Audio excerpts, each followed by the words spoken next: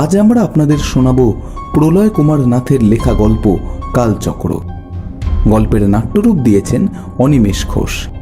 গল্পের সূত্রধার আমি সঞ্জীব। গল্প পাঠে স্নেহাদ্রি। অন্যান্য চরিত্রে জয়দীপ, শ্রী, স্নেহাদ্রি, অনিমেষ, অভিজিৎ ও সৌরভ। পোস্টার পরিকল্পনা ও রূপায়ণ ইন্দ্রিয় চক্রবর্তী। ধ্বনি সম্পাদনায় স্নেহাদ্রি ও অনিমেষ। দৃশ্য সম্পাদনা ও পর্ব পরিচালনায় স্নেহাদ্রি শেখর দাস। সমগ্র পরিচালনায় বাপি মণ্ডল। শুরু হচ্ছে আমাদের আজকের বিশেষ নিবেদন প্রলয় কুমার নাথের লেখা গল্প কালচক্র। জঙ্গলের এবড়ো খেবড়ো মাটির ওপর উবু হয়ে বসেছিলেন বিনোদবাবু। মাথার মধ্যে কেমন যেন ঝিমঝিম করছে। এক মুহূর্তের মধ্যে কি যে হয়ে গেল তা এখনো বুঝে উঠতে পারছেন না তিনি। সন্ধ্যের অন্ধকার গাঢ় হয়ে উঠেছে চারিদিকে। বনের মধ্যে নাম না জানা গাছগুলোর মাথার উপর খোলা আকাশের বুকে নিজের পরিপূর্ণ রূপ নিয়ে বিকশিত হয়েছে চাঁদ। বাসায় ফেরার পথে যেতে যেতে আজকের শেষবারের মতো কর্কশ স্বরে ডেকে উঠল কোনো এক অচেনা পাখির ঝাঁক। চাঁদের আলোয় রূপলি সাজে যেন সেজে উঠেছে গোটা জঙ্গলের সমস্ত গাছপালা। ভয়ার্ত চোখে চারিদিকে তাকিয়ে দেখার পর জঙ্গলের মাটি থেকে উঠে দাঁড়ালেন বিনোদবাবু। হঠাৎ পূর্ব দিক থেকে ছুটে আসা দমকা ঝোড়ো হাওয়ার দাপটে যেন কেঁপে উঠল তার সমস্ত শরীর। আতঙ্ক আর বিস্ময়ে হতবাক হয়ে দিকবিদিক জ্ঞানশূন্যের মতো তিনি এক পা দু পা করে এগিয়ে যেতে লাগলেন বুনো গাছপালা মারিয়ে। মস্তিষ্কের ওপর জোর খাটিয়ে ভাবতে লাগলেন এখন তিনি কোথায় আছেন, কি করে পৌঁছলেন তিনি এখানে, কোথায় বা চলেছেন তিনি। না, ঝাপসা হয়ে আসা অন্ধকারের মাঝে ঝোড়ো হাওয়ার চারপাশের গাছপালা দুলে ওঠা ছাড়া আর কোনো দৃশ্যই তো ভেসে আসছে না তার চোখের সামনে। মানে কি আগেকার সমস্ত স্মৃতি লোপ পেয়েছে তার মাথা থেকে? ঠিক সেই মুহূর্তে কোনো এক হিংস্র বন্য পশুর ক্ষুধার্ত গর্জনে যেন কেঁপে উঠল আঁধারে ঘেরা জঙ্গলের চারিদিক।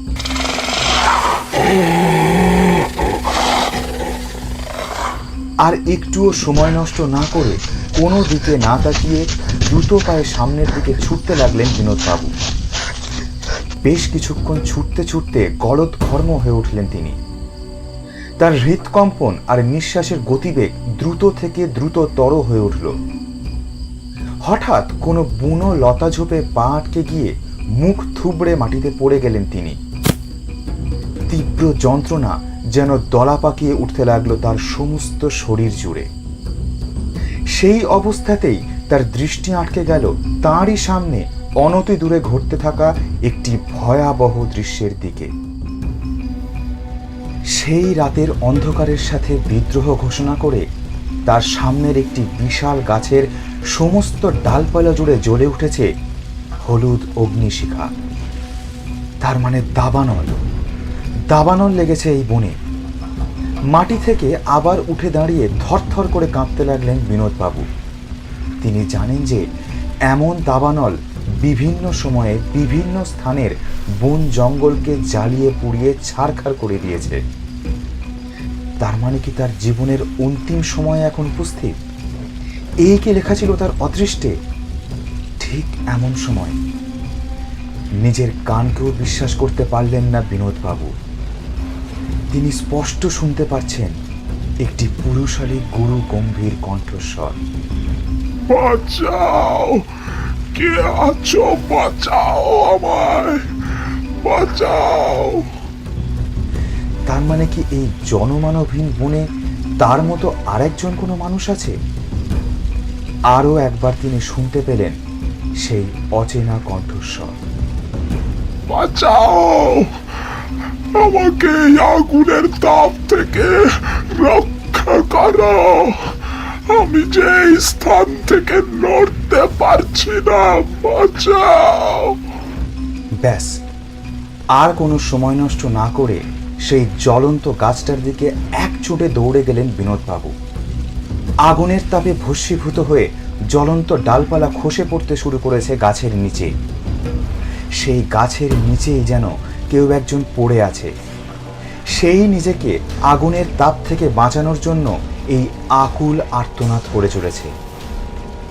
বিনোদবাবু আরও দ্রুত পায়ে সামান্য এগিয়ে গেলেন সেই দিকে, কিন্তু গাছটার কাছাকাছি আসতেই গাছের নিচে পড়ে থাকা প্রাণীটিকে দেখে বিস্ময় আর আতঙ্কে বাকরুদ্ধ হয়ে গেলেন তিনি। না, এটা তো কোনো মানুষ নয়, এটা তো আর ভাবতে পারলেন না তিনি। ঠিক সেই সময় আবার তার কানে ভেসে এলো সেই প্রাণীটির কাতর আর্তনাদ। কি করবেন কিছু বুঝে উঠতে না পেরে বিনোদবাবু এগিয়ে যেতে লাগলেন জ্বলন্ত গাছের নিচে অচল হয়ে পড়ে থাকা সেই প্রাণীটির সামনে।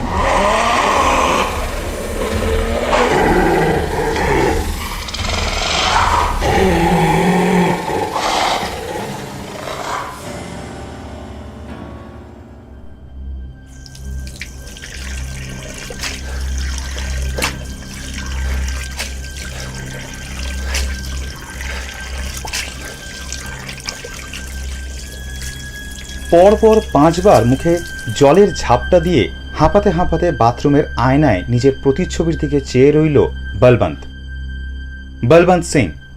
কলকাতার একটি রিসার্চ প্রতিষ্ঠানে সদ্য সায়েন্টিস্টের পদে যোগ দেওয়া তরতাজা নবযুবক।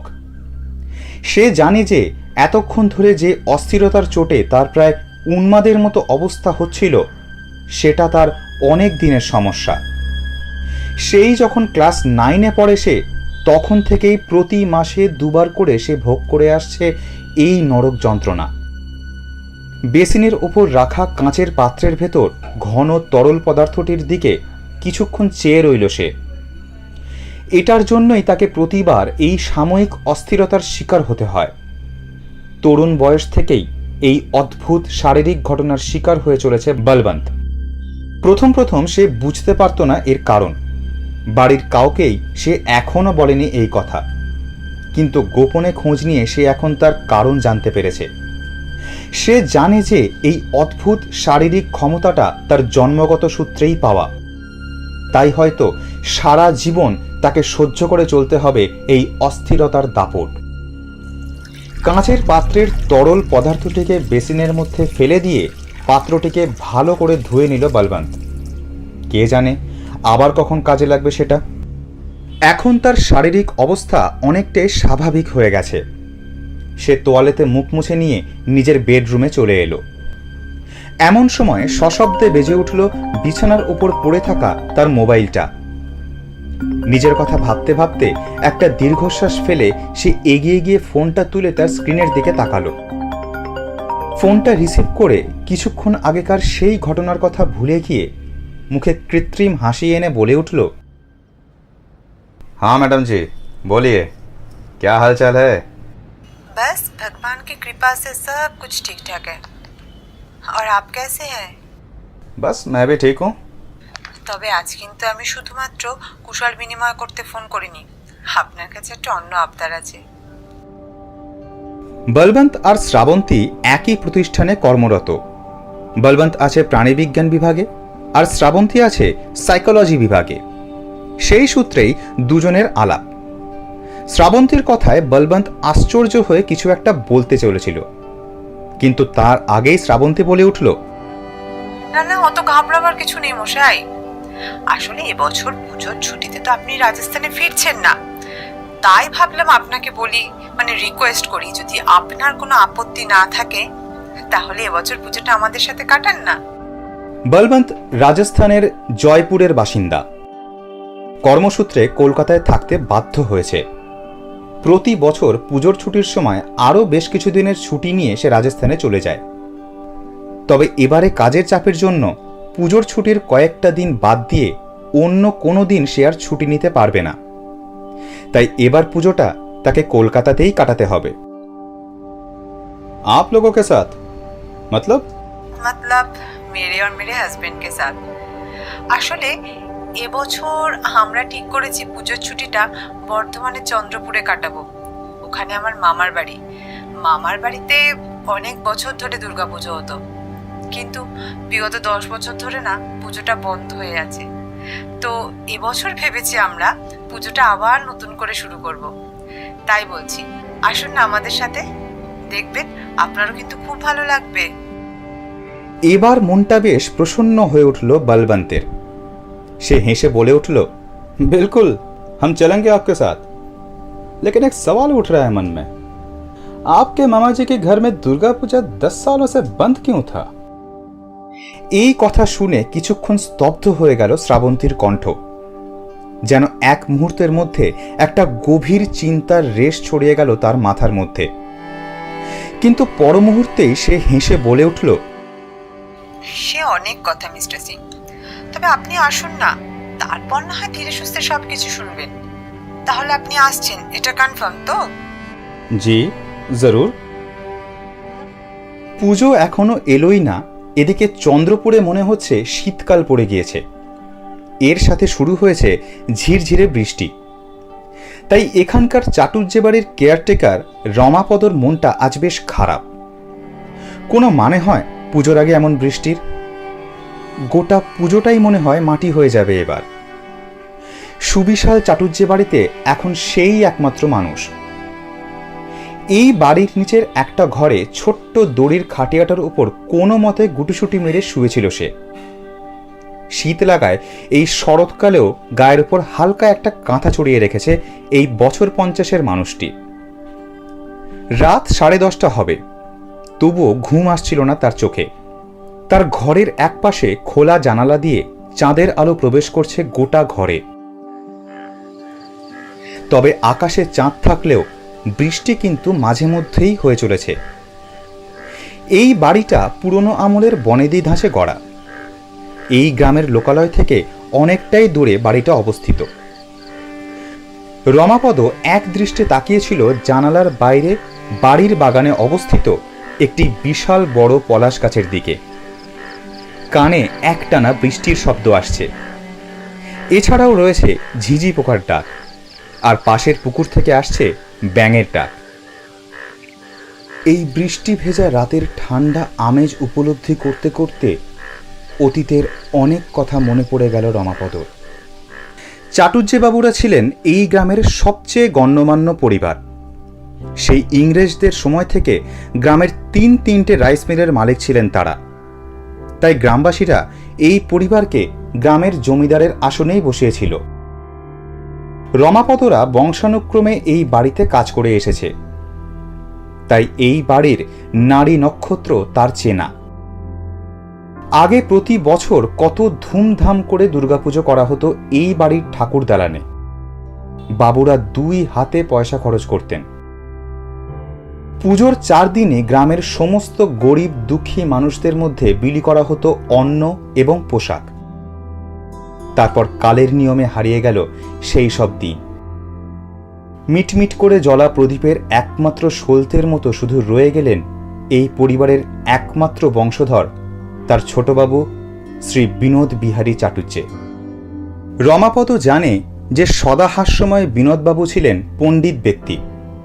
কলকাতার কলেজ থেকে কত পড়াশোনা করে এত বড় বড় ডিগ্রি অর্জন করেছিলেন তিনি। সেই সব নাম রমাপদর মতো মুখ্য সূক্ষ্ম মানুষ মুখেও আনতে পারবে না। কোনো একটা বিষয় নিয়ে গবেষণা করছিলেন বিনোদবাবু, সেটাও সে জানে না। তবে সে এই কাজপাগল মানুষটাকে বারবার বিয়ে করার কথা মনে করিয়ে দিলেও তিনি সে কথা কানেই তুলতেন না। তবে একটা পারিবারিক ঐতিহ্য বজায় রেখেছিলেন বিনোদবাবু। আগেকার মতো অত ধুমধাম করে না হলেও প্রতি বছর দুর্গাপুজোটাকে সুষ্ঠুভাবেই সম্পন্ন করতেন তিনি। কিন্তু তারপর যে কি থেকে কি হয়ে গেল তা ঈশ্বরই জানেন। হিমাচল প্রদেশের কোথায় যেন একটা গবেষণার কাজ নিয়ে চলে গেলেন তার ছোটবাবু, কিন্তু সেই যাওয়াই হলো অগস্ত্য যাত্রা। আর ফিরে এলেন না বিনোদবাবু। কত থানা পুলিশ করল রমাপদ এবং গাঁয়ের লোকেরা, কিন্তু কিছুতেই তার হদিশ পাওয়া গেল না। এটা প্রায় আজ থেকে 10 বছর আগেকার কথা। তাই 10 বছর ধরে বন্ধ রয়েছে এই বাড়ির দুর্গাপুজো। কিন্তু এই বছর আবার শূন্য দালান থেকে শোনা যেতে চলেছে ঢাকের বাদ্যি। কারণ এই বছর তার ছোটবাবুর একমাত্র ভাগ্নি শ্রাবন্তী দিদিমণি এবং তার স্বামী অমলেন্দু দাদাবাবু আবার শুরু করতে চলেছেন 10 বছর ধরে বন্ধ হয়ে যাওয়া এই বাড়ির পুজো। কাল দুপুরের মধ্যেই এসে পড়বেন তারা। তাদের ঘরদোর আগে থেকেই পরিষ্কার করে রেখেছে রমাপদ। তার মনে যেন আনন্দ আর ধরে না। এই সব ভাবতে ভাবতেই হঠাৎ তার চোখ চলে গেল জানালার বাইরের ওই পলাশ গাছটার পেছনের ঝোপের ভেতর। তার যেন স্পষ্ট মনে হলো রাতের আবছা আলো আঁধারির মধ্যে একটি খাটো মতন চার পেয়ে জীবের ছায়ামূর্তি এদিক থেকে ওদিকে সরে গেল। বৃষ্টির শব্দের মাঝেও স্পষ্ট শোনা গেল জলে ভেজা ঝরা পাতার ওপর তার খসখস পায়ের আওয়াজ। বেশ অবাক হয়ে বিছানা থেকে উঠে জানালার দিকে ছুটে গেল রামাপদ। না, এটা তো তার চোখের ভুল নয়। এখনো হালকা হালকা দুলে উঠছে গাছের পেছনের ওই ঝোপটা। তার মানে কি শেয়াল ঢুকেছে বাড়ির ভেতর? 7-5 ভাবতে ভাবতে রমাপদ ঘরের দরজা খুলে বাইরে বেরিয়ে ধীরে ধীরে এগিয়ে গেল সেই ঝোপের দিকে। কিন্তু সেখানে গিয়ে অনেক খোঁজার পরেও কিছুই পেল না সে। অগত্যা আবার ফিরে এলো সে তার নিজের ঘরে। ঘরে ঢুকে দরজা বন্ধ করে পেছন ফিরতেই আতঙ্কের এক হিমশীতল স্রোত নেমে গেল তার শিরদাঁড়া দিয়ে। খোলা জানালা দিয়ে আসা চাঁদের আলো এসে পড়েছে তার বিছানায়। আর সেই আলোতেই সে দেখতে পেল যে বিছানার এক প্রান্তে বসে আছে সেই প্রাণীটা। না, এটা কোনো প্রাণী নয়। এটা কি কোনো প্রেত মূর্তি? এবার বিছানার ওপর মানুষের মতো দুপায়ে দাঁড়িয়ে পড়ল সেই প্রাণীটা। ধীরে ধীরে এগিয়ে আসতে লাগলো রমাপদর কাছে। একটা চাপা গর্জন আসছে তার কানে। কাঁপতে কাঁপতে দেওয়ালের গায়ে সিঁটিয়ে দাঁড়িয়ে রইল রমাপদ। সে নিজেও বুঝতে পারল না যে কখন জ্ঞান হারিয়ে ঘরের মেঝের ওপর সে ঢলে পড়ল। যখন চোখ মেলে তাকালো রমাপদ, তখন সে নিজের বিছানায় শুয়ে।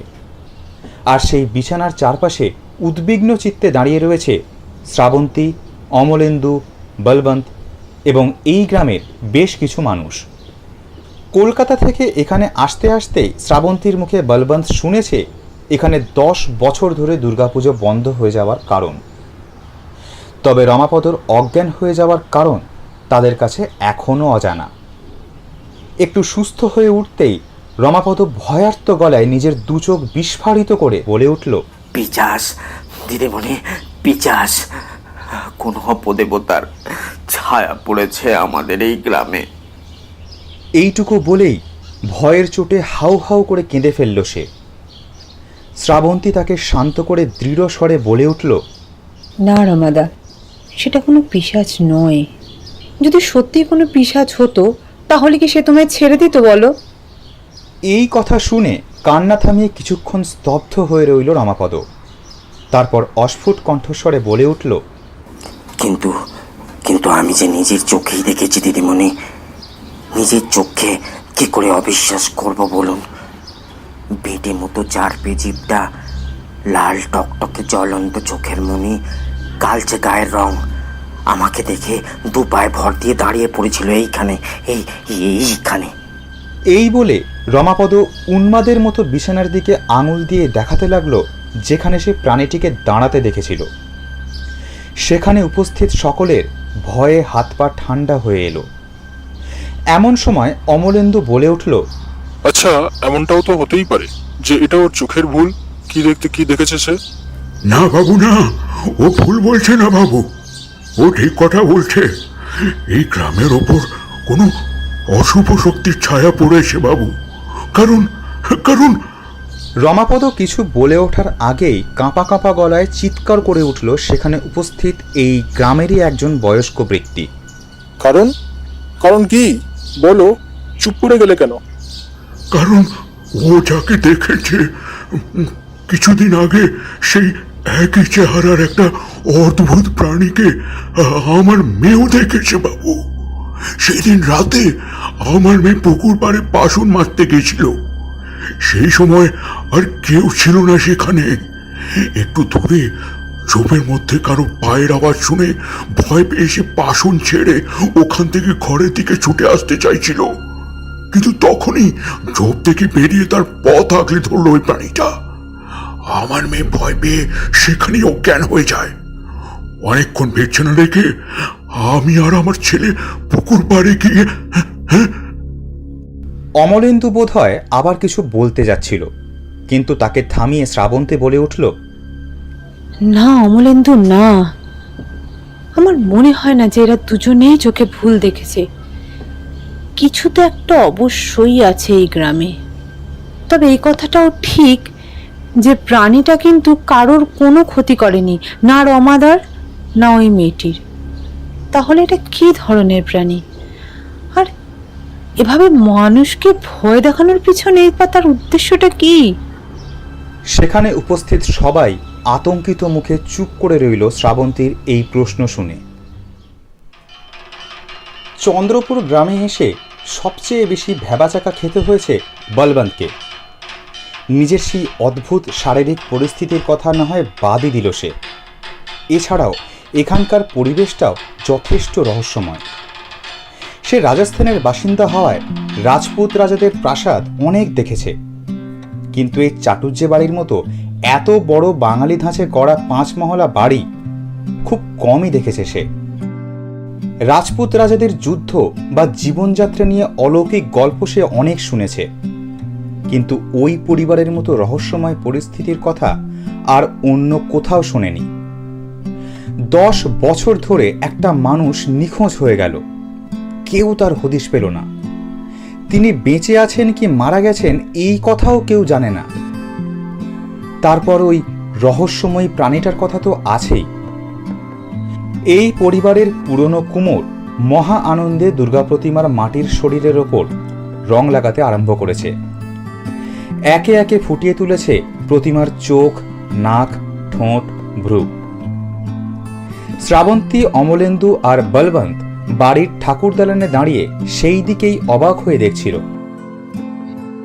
এমন সময় নীরবতা ভঙ্গ করল বলবন্ত। সে শ্রাবন্তীকে জিজ্ঞাসা করল, आपके मामा जी किस विषय को लेकर रिसर्च कर रहे थे, पता है आपको? উনি পদার্থবিদ্যা নিয়ে পড়াশোনা করেছেন। সম্ভবত তেমনই কোনো বিষয় নিয়ে গবেষণা করছিলেন হয়তো।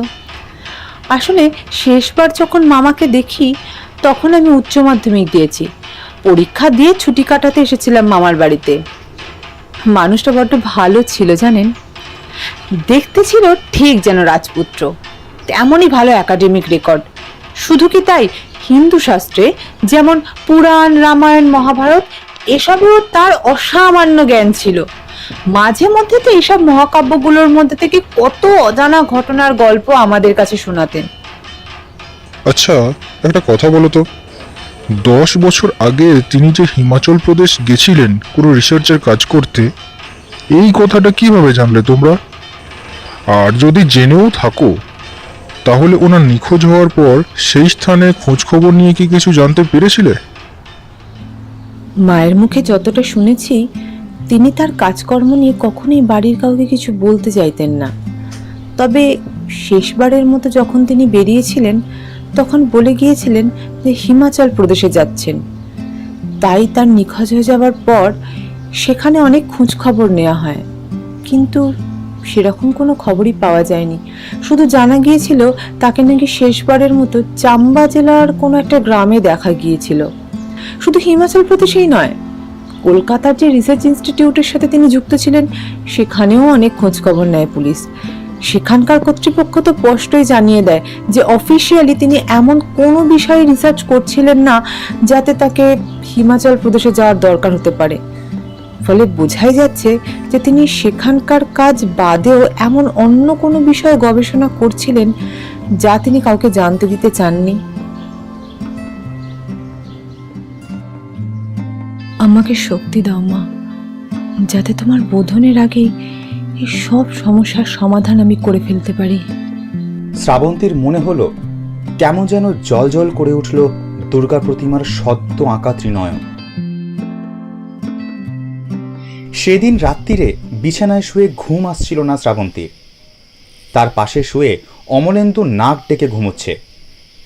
শ্রাবন্তীর মনে বিশ্বাস আছে যে মামা এখনো বেঁচে আছেন। একটা রক্ত মাংসের মানুষ কিভাবে সকলের চোখের সামনে থেকে উধাও হয়ে যেতে পারে? তাছাড়া আরেকটা সম্ভাবনাও তার মন থেকে যেতে চাইছিল না। হোক না হোক এই অদ্ভুত জীবটার নিশ্চয়ই কোনো সম্পর্ক আছে মামার নিখোঁজ হয়ে যাওয়ার সঙ্গে। কিন্তু এর আগমন ঘটল তার নিখোঁজ হয়ে যাওয়ার 10 বছর পর। এর আগে তো এই জীবটাকে কখনো কেউ দেখেনি এই গ্রামে। তাহলে আর জীবটার আসল পরিচয় বা কি? সেটা কি কোনো ভিন গ্রহের প্রাণী? পলকের মধ্যে শ্রাবন্তীর মনে পড়ে গেল পদার্থবিজ্ঞার আরেকটি শাখা হলো অ্যাস্ট্রোফিজিক্স, যাতে বিভিন্ন মহাজাগতিক বস্তুগুলোর নানা বৈশিষ্ট্য নিয়ে পড়াশোনা করা হয়। তার মানে কি বিনোদবাবু এই বিষয়ের উপরেই গোপন গবেষণা করছিলেন? তার আহ্বানেই কি অন্য কোনো জগৎ থেকে এসেছে এই প্রাণীটা? এখানে আসার পেছনে কি উদ্দেশ্য তার? আর এই গবেষণার সাথে বিনোদবাবুর হিমাচল প্রদেশ যাওয়ারই বা কি সম্পর্ক আছে? এতগুলো প্রশ্নের উত্তর না পেয়ে মাথাটা ঝিমঝিম করছিল শ্রাবন্তীর। বিছানায় এপাশ ওপাশ করে যাচ্ছিল সে ক্রমাগত। রাতের অন্ধকারে নিস্তব্ধ হয়ে রয়েছে গোটা গ্রাম। আজ রাতে অবশ্য বৃষ্টি পড়ছে না, তবে বিছানার পাশে খোলা জানালা দিয়ে চাঁদের আলোর সাথে আসছে ঠান্ডা ঝোড়ো হাওয়া। ঘুম না আসায় শ্রাবন্তী বিছানা থেকে উঠে গিয়ে দোতলার ব্যালকনিতে গিয়ে দাঁড়ালো। এখান থেকে এই বাড়ির চারপাশের বাগানটা খুব স্পষ্টভাবেই চোখে পড়ে। চাঁদের রূপলি আলোয় মনে হচ্ছে এ যেন এক অন্য জগৎ। এখানে দাঁড়িয়ে শ্রাবন্তী তার মামার ব্যাপারেই ভেবে চলেছিল।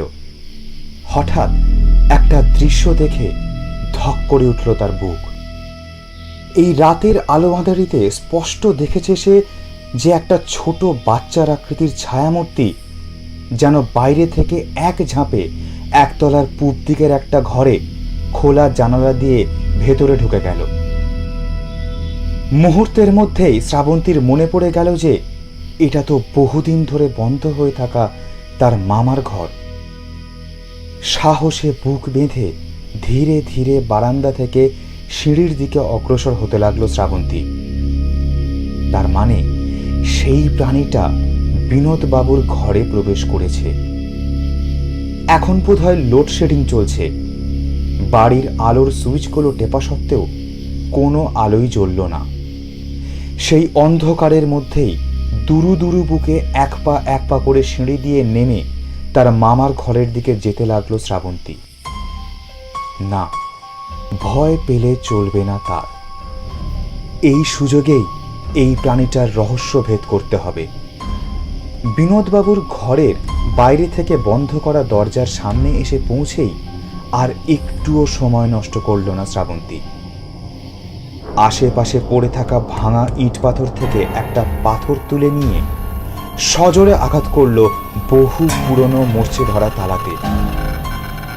তালা ভেঙে নিমেষের মধ্যে দরজা খুলে এক ঝটকায় ঢুকে পড়ল সেই ঘরের ভেতর। আতঙ্কিত দৃষ্টিতে দেখতে লাগলো 10 বছর ধরে বন্ধ হয়ে থাকা সেই অন্ধকার ঘরের ভেতরটা। মোবাইলের টর্চটা জ্বালিয়ে দেখল যে সবকিছুই আগের মতোই আছে। এই ঘরে বসেই তার মামার মুখে সে রামায়ণ মহাভারতের গল্প শুনত। অবাক হতো হিন্দু শাস্ত্রের ওপর তার মামার জ্ঞান দেখে। প্রতিটা আসবাবপত্রের ওপর জমেছে মোটা ধুলোর আস্তরণ। কই, সেই প্রাণীটাকে তো কোথাও দেখা যাচ্ছে না। তার মানে কি সে লুকিয়ে আছে এখন? অকস্মাৎ সুযোগ বুঝে আক্রমণ করবে বলে? ভয়ে নিঃশ্বাসের গতিবেগ আরো দ্রুত হয়ে এলো শ্রাবন্তীর। ঠিক এমন সময় তার চোখ চলে গেল ধুলো আর মাকড়সার ঝুলে ভর্তি বিনোদবাবুর স্টাডি টেবিলের ওপর। সেখানে খোলা অবস্থায় পড়ে আছে একটি ডায়েরি। তার ওপরেই রাখা রয়েছে একটি পেন। তার মানে কিছুক্ষণ আগে কেউ কিছু একটা লিখে গেছে ওই ডায়েরির পাতায়। শ্রাবন্তী ছুটে গিয়ে টেবিল থেকে তুলে নিল ডায়েরিটা। তারপর যতটা চাঁদের আলো পাওয়া যায় তাতেই চেষ্টা করে পড়তে লাগলো কি লেখা আছে তার পাতায়। সেখানে লেখা আছে, আমাকে দেখে ভয় পাস না শ্রাবন্তী। আমি তোর হতভাগ্য মামাশ্রী বিনোদ বিহারী চ্যাটার্জি। কালচক্রের অভিশাপে আটকে পড়ে আজ আমার এই অবস্থা। এই কথাই গ্রামের সকলকে বলতে চেয়েছিলাম আমি, কিন্তু সকলেই আমাকে দেখে ভয়ে জ্ঞান হারিয়েছে। ভালো করে দেখ আমাকে। মহাভারতের এমনই একটি চরিত্রের গল্প তোকে আমি অনেকবার শুনিয়েছি। বল দেখি, আজ আমি যে জীবে রূপান্তরিত হয়েছি তার নাম কি? ঠিক সেই সময় শ্রাবন্তী লক্ষ্য করল যে ধীরে ধীরে সরে যাচ্ছে এই ঘরের সদর দরজার পর্দা, আর ঠিক তার পেছন থেকে ধীরে ধীরে বেরিয়ে আসছে কিছুক্ষণ আগে দেখা সেই প্রাণীটা। তার মানে শ্রাবন্তীর দরজা খোলার আগেই প্রাণীটা ডায়েরির পাতায় লেখা শেষ করে দরজার পাশে এসে লুকিয়ে পড়েছিল। সাহসে বুক বেঁধে শ্রাবন্তী আপাদমস্তক দেখতে লাগলো প্রাণীটাকে। তারপর কম্পিত গলায় অস্ফুট স্বরে বলে উঠল, বাহুক। এই রাতে হঠাৎ ঘুম ভেঙে শ্রাবন্তীকে পাশে শুয়ে থাকতে না দেখে রীতিমতো ভয় পেয়ে গেছিল অমলেন্দু। একটুও সময় নষ্ট না করে সে রমাপদ আর বলবন্তকে ঘুম থেকে তুলে খোঁজাখুঁজি করতে থাকে। খুঁজতে খুঁজতে কিছুক্ষণ আগেই এসে দাঁড়িয়েছিল এই ঘরের দরজার সামনে। আস্তে আস্তে এই অদ্ভুত প্রাণীটাকে চারিদিকে ঘিরে দাঁড়িয়েছিল শ্রাবন্তী, অমলেন্দু, বলবন্ত এবং রামাপদ। অবিকল বিনোদবাবুর গলায় বলে উঠল এই বাহুক নামের প্রাণীটি। জানি তোমাদের সকলের মনে আজ অনেক প্রশ্নের ঝড়। তোমাদের সকল প্রশ্নের উত্তর দেওয়ার জন্যে আমাদের প্রথমে যেতে হবে ঋষি দত্তাত্রেয় দ্বারা পরশুরামকে বর্ণিত ত্রিপুরা রহস্য নামক এক সুপ্রাচীন গ্রন্থে উল্লিখিত একটি ঘটনার কথা। এক রাজা সুসেনের ভাই মহাসেনকে তঙ্গন ঋষির ছেলে খোঁজ দিয়েছিলেন এমন এক পাহাড়ের, যার ভেতরে গেলে পাওয়া যাবে এক সম্পূর্ণ অন্য জগতের ঠিকানা। গণ্ডশৈল নামে সেই পাহাড়ের গুহায় ঢুকে তাদের সত্তা পৌঁছে গিয়েছিল পৃথিবী থেকে বহু দূরে অবস্থিত সূর্য, চন্দ্র এবং অন্যান্য গ্রহে। তারপর সেই পাহাড়ের বাইরে এসে তারা জানতে পারে যে পাহাড়ের মধ্যে শুধুমাত্র একদিন কাটালেও এই একই সময়ের মধ্যে বাইরের পৃথিবীতে অতিবাহিত হয়ে গেছে কিছু লক্ষ বছর। আইনস্টাইনের theory of relativity, time dilation, এই বিষয়গুলো নিয়ে তুমি গবেষণা করছিলে, তাই না মাম্মা? ঠিক বলেছিস। আইনস্টাইন বলেছেন যে সময়ের গতিবেগ ভিন্ন মাধ্যাকর্ষণ শক্তি বিশিষ্ট ভিন্ন জগৎগুলোর জন্য আলাদা। অর্থাৎ পৃথিবী থেকে যে জগতের মাধ্যাকর্ষণ শক্তি কম হবে সেখানকার সময়ের গতিবেগ পৃথিবী থেকে বেশি হবে এবং তদ বিপরীত। এছাড়াও কোনো গতিশীল বস্তুর ক্ষেত্রেও সময়ের গতিবেগ কোনো স্থির বস্তুর থেকে কম হবে। একেই বলে টাইম ডাইলেশন। আইনস্টাইন এই কথাও বলেছেন যে একটি জগৎ থেকে অন্য কোনো জগতে যাওয়ার সংক্ষিপ্ত রাস্তাকে বলা হয় ওয়ার্ম হোল। আমার মনে হয় যে এই গণ্ডশৈল পাহাড়টা এমনই এক ওয়ার্ম হোল। ত্রিপুরা রহস্য বইটা থেকে জানতে পারলাম যে এই গণ্ডশৈল পাহাড়টা রয়েছে পুরাকালের ইরাবতী নদীর তীরে, যে নদীকে এখন বলা হয় রবি। এই নদীর উৎস হল হিমালয় পর্বত। এর অবস্থান হচ্ছে হিমাচল প্রদেশের কাংড়া জেলার মুলতান। বেশ কয়েক মাস ধরে গোপনে এই পাহাড়ের সন্ধান করার পর তা পেয়ে গেলাম এই রাজ্যেরই চাম্বা জেলায়, যার ওয়ার্ম হোল হবার পরিচয় হয়তো আগে কেউ পায়নি। আর এই পাহাড়ের গুহায় ঢোকার ফলই আমাকে এখন ভোগ করতে হচ্ছে। এবার অমলেন্দু বলে উঠল, এই গুহার মধ্যে ঢুকে কি অন্য কোনো জগতে প্রবেশ করেছিলেন আপনি? আর কিভাবেই বা হলো আপনার এই পরিণতি? সেটা বোঝার আগে মনে করতে হবে হিন্দু শাস্ত্রে বর্ণিত কাকভূষণ্ডী নামে এক ঋষির কথা। তিনি বলে গিয়েছেন যে সময় চক্রাকারে অতিবাহিত হয়। প্রথমে আসে সত্যযুগ, তারপর ত্রেতা, দাপর এবং অবশেষে কলিযুগ। কলিযুগ শেষ হলে আবার সময় পদার্পণ করে সত্যযুগে। একেই বলা হয় কালচক্র। কাকভূষণ্ডীর কালচক্রের বাইরে থাকার ক্ষমতা ছিল, তাই তিনি রামায়ণ এবং মহাভারতকে যথাক্রমে 11 এবং 16 বার ভিন্নভাবে ঘটে যেতে দেখেছেন।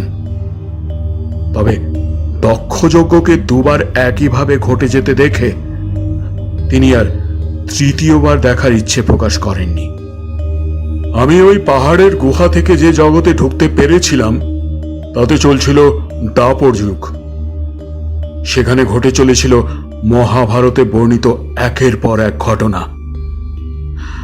আমি সেই জগতে এসে পদার্পণ করি নিষাদ রাজ্যের জঙ্গলে, যা এখনকার মধ্যপ্রদেশে গোয়ালিয়রে অবস্থিত।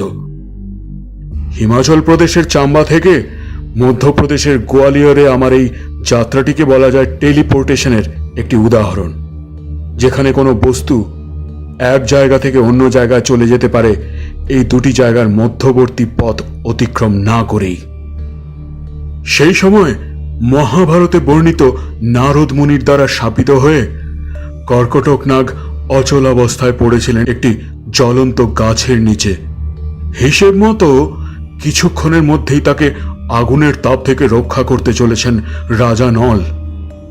কিন্তু তার আগেই আমি সেখানে পৌঁছে গিয়ে দগ্ধ হয়ে মৃত্যু হবার হাত থেকে বাঁচাই কর্কটককে। আর এই উপকারের পুরস্কার হিসেবে রাজা নলকে ছেড়ে কর্কটক দংশন করলো তোমাকে। তার দংশনের পর রাজা নল যে বাহুকে পরিণত হয়েছিল, তাহলে এখন তোমার সেই একই পরিণতি। কিন্তু মহাভারত অনুযায়ী কর্কটক নলকে একটা দিব্য বস্ত্র দিয়েছিলেন, যেটা শরীরের ওপর রাখলে তিনি আবার আগের শারীরিক অবস্থায় ফিরে আসতে পারবেন। কিন্তু তোমার ক্ষেত্রে সেখানেই হলো সমস্যাটা। কিছুক্ষণের মধ্যেই কর্কটক বুঝতে পারলেন যে তিনি কত বড় ভুল করে ফেলেছেন, কারণ আমি রাজা নল নই। এদিকে সাময়িকভাবে প্রাণে বাঁচলেও তাকে দেওয়া নারদ মুনির অভিশাপ কিন্তু আমি খণ্ডন করতে পারবো না, পারবেন রাজা নল। তাই তাকে আরেকবার রাজা নলকে দংশন করতেই হবে এবং তাকেই দিতে হবে সেই দিব্য বস্ত্র। আমাকে তা দিলে চলবে না। অনেক ভেবে কর্কটক আমায় বললেন যে সেই বস্ত্র তোমাকে আমি না দিতে পারলেও আমার জাদু বলে এই জগৎ থেকে তোমাকে নিজের জগতে, তোমার নিজের গ্রামে ফেরত পাঠানোর ব্যবস্থা করে দিলাম। আর এই কথাও জেনে রাখো, তোমাকে আবার নিজের রূপে ফিরে আসতে সাহায্য করবে তোমার জগতে থাকা আমারই এক বংশধর। তবে মনে রেখো, তোমার এই জগৎ আর এই জগতের সময়ের গতিবেগ এক নয়। যে স্বল্প সময় তুমি এই জগতে কাটালে, তাতেই তোমার জগতে অতিবাহিত হয়েছে প্রায় 10 বছর। এই বলে তিনিও সৃষ্টি করলেন এক ওয়ার্ম হোল, যার সাহায্যে আমি সেখান থেকে আবার এই গ্রামে পদার্পণ করলাম।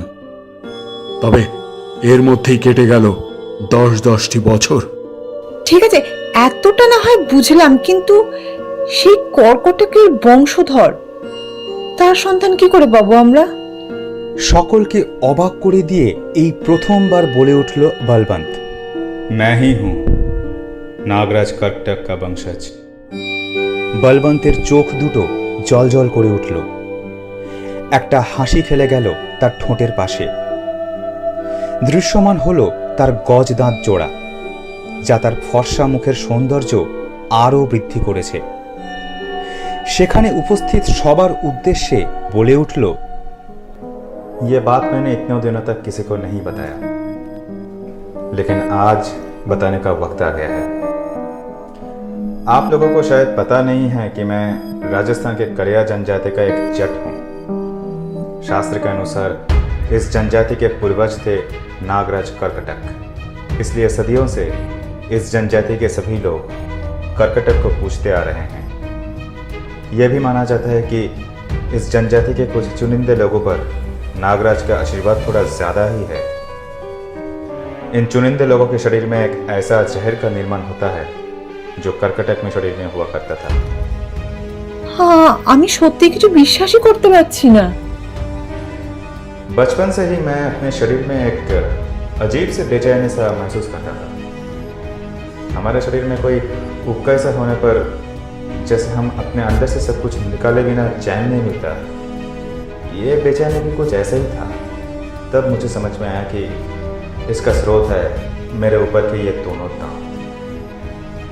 दोनों दांतों को दबाने पर जो गाढ़ा सा रस निकल के आता है वो खून तो बिल्कुल भी नहीं था।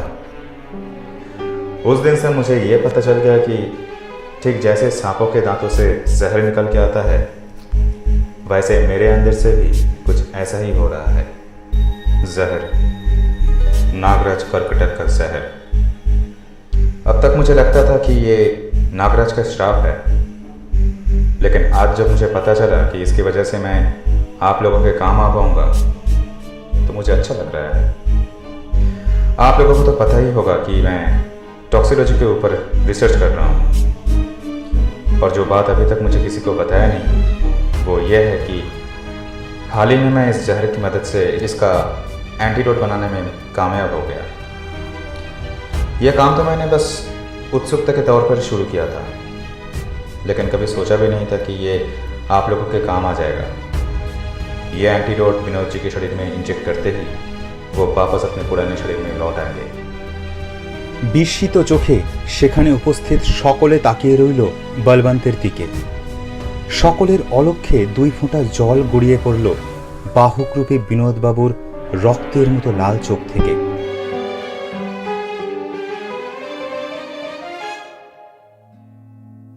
পরদিনে বলবন্ত কলকাতায় গিয়ে নিয়ে এলো সেই অ্যান্টিডোট। বাহুকরূপী বিনোদবাবুর শরীরে সেই অ্যান্টিডোট ইনজেক্ট করার সাথে সাথেই সেই নীলচে কালো রঙের চেহারাটা যেন কোনো এক জাদু বলে পরিবর্তিত হলো একটি দীর্ঘকায় গৌরবর্ণ সুপুরুষ শরীরে, যেটা কিনা বিনোদবাবুর আসল রূপ।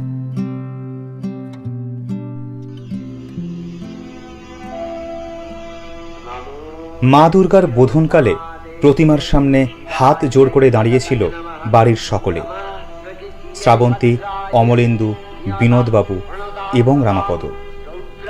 এছাড়াও 10 বছর ধরে বন্ধ হয়ে যাওয়া এই চাটুর্যে বাড়ির শারদোৎসব দেখতে সেখানে দূর দূরান্ত থেকে উপস্থিত হয়েছে এই গ্রামের অসংখ্য মানুষ।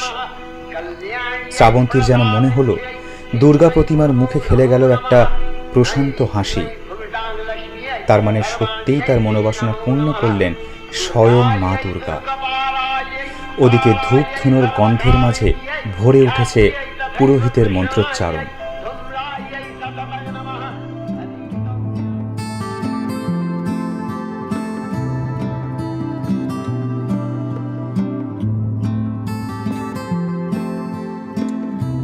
এতক্ষণ শুনছিলেন আমাদের আজকের বিশেষ নিবেদন প্রলয় কুমার নাথের লেখা গল্প কালচক্র।